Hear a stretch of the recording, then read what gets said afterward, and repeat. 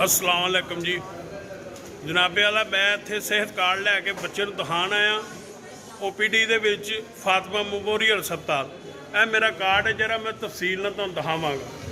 मेरे बच्चे नूं तकलीफ है हरनी है तो वो सौन तो बहन तो तंग है तो मैं डॉक्टर साहब नूं कहा उन्हें कहा अगर तुसी पैसे लैवो असीं हुणे ऑपरेशन कर देंगे नहीं तो तुहानूं 2 महीने टाइम देंगे कि तुसीं सेहत कार्ड तो बनाना है। इमरान साहब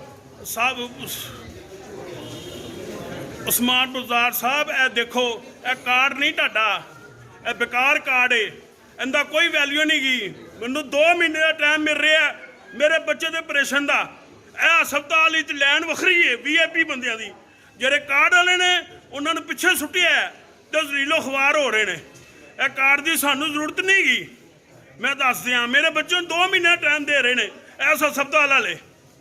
मैं गया डॉक्टर ना है डॉक्टर मोहम्मद जवेद शाकर साहब। मैं गलत नहीं कह रहा मैं बाद में बात करता हूँ आपसे। मैं तंग हूँ मैं तंग तमाशा लगेगा बेटा जब ये कार्ड की वैल्यू नहीं है हमें क्यों दे रहे हैं। वो 2 माह का टाइम दे मैं बात कर रहा हूँ ना मैं बाद में ये मैं आपको ये कार्ड की वैल्यू बता रहा हूँ। इस वैल्यू क्या है मेरे पास। ये जवेद शाकर साहब ने 2 माह का टाइम दिया हरनिया के ऑपरेशन का।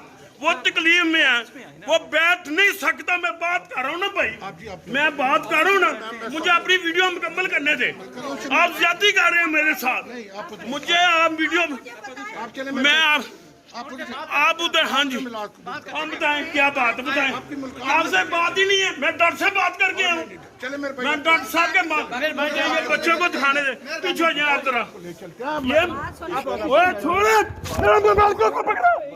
मैं कह रहा हूँ मेरा मोबाइल